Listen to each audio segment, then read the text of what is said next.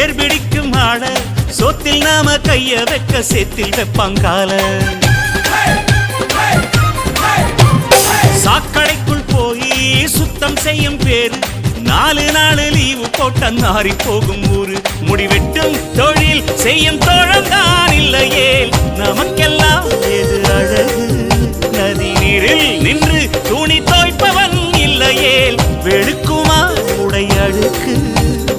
எந்த தொழில் செய்தால் என்ன செய்யும் தொழில் தெய்வம் என்று வட்டுக்கோட்டை பாட்டில் சொன்னானே சக்தி எல்லாம் ஒன்று சேர்ந்தாரே சொர்க்கம் வரும் இந்த மண்